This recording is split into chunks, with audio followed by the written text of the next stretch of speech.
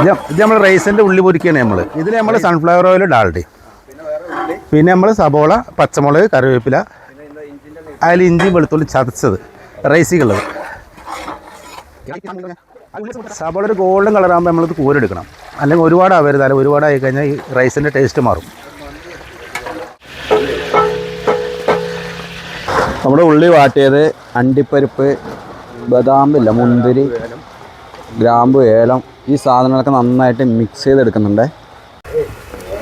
ദമ്മിടാൻ വേണ്ടിയിട്ട് നമ്മുടെ മൈദ വെള്ളമായിട്ട് മിക്സ് ചെയ്ത് നല്ല എടുത്ത് അരിയൊക്കെ കഴുകി നമ്മൾ എടുത്ത് വെച്ചിട്ടുണ്ട് കേട്ടോ. നമ്മുടെ വെള്ളമൊക്കെ ഒന്ന് ചൂടായി ഇങ്ങനെ സെറ്റായി നിൽക്കുന്നുണ്ടായിരിക്കും. നമ്മൾ അരി കൊണ്ടുവന്ന് കൊട്ടുന്നുണ്ട്, നന്നായിട്ട് ഇളക്കി കൊടുക്കുന്നുണ്ട് കേട്ടോ.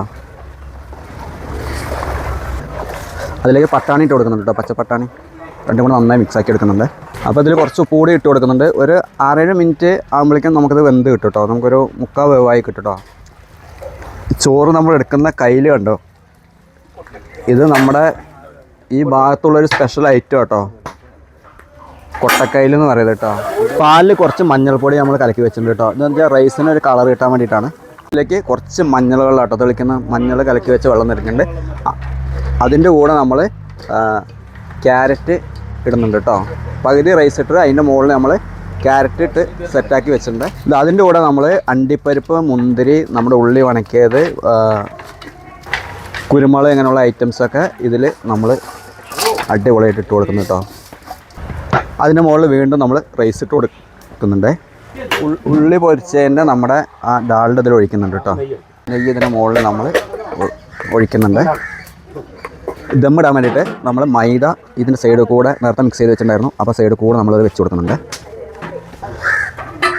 ഫുള്ളായിട്ട് നമ്മൾ വെച്ച് കൊടുക്കുന്നുണ്ട് കേട്ടോ. അപ്പോൾ ഇതിൻ്റെ ചൂട് കാര്യങ്ങളൊന്നും പുറത്തു പോകാതെ ഈ ദമ്മിൽ സെറ്റാൻ വേണ്ടിയിട്ടാട്ടോ ചെയ്യുന്നത്.